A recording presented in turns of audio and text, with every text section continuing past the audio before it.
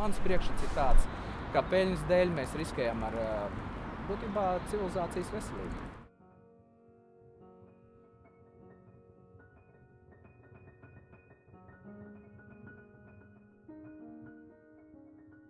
Kad es studēju Rīgas Stradiņu universitātē, viena no manām kursa darba tēmām bija ģenētiski modificētā pārtika. Es nedaudz bažījos par to, ka kaut kādi lēmumi par to, kam būt veikalu plauktos, ir balstīti uz kaut kādiem biznesa, ekonomikas un politikas lēmumiem un principiem.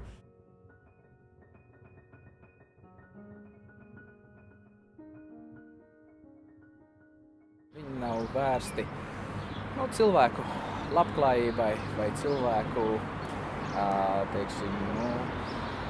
nepieciešamību apmierināšanai, bet vairāk vērsti tendēti ir uz biznesa attīstību.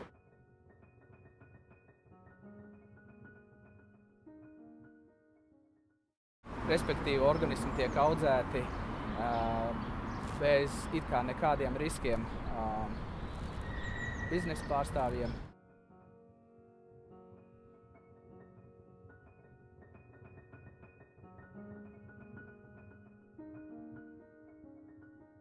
Es ļoti labi saprotu, ka viens brīdis, tad, kad sākās lielais progress, ka viss bija interesanti, cik tālu mēs varēsim aiziet.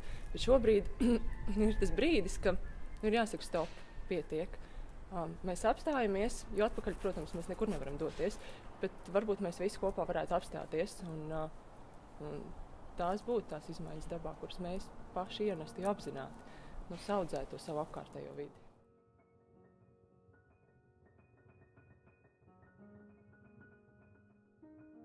Es izvēlos nepirkt ģenētiski modificētu pārtiku un iesaku to nedarīt arī tev.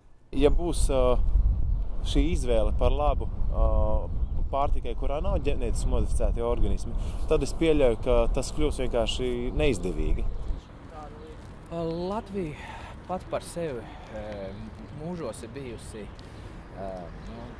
zeme, kur cilvēkiem pašiem mazdārs, kur cilvēki no tā pārtiek, un ja ar viņu ne no tā pārtiek, varbūt tīri tā, pārtikas ziņā viņi pārtiek, viņu sirds pārtiek no tā, ka var paši izaudzēt savu personību, dabīgu produktu ražu. Līdz ar to man jau šķiet, ka Latvijai būtu jāvirzās šajā virzienā, jo progresīvās valsts, tās valsts, kurās ir doma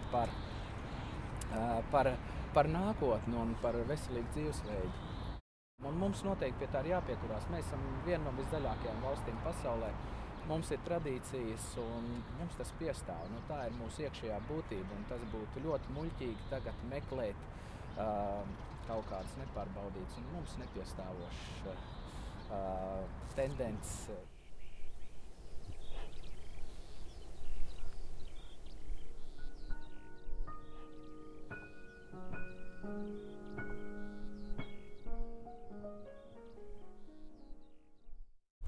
Ikvienam no jums, katram personīgi, paldies par Latviju brīvu no ģenētiski modificētiem organismiem.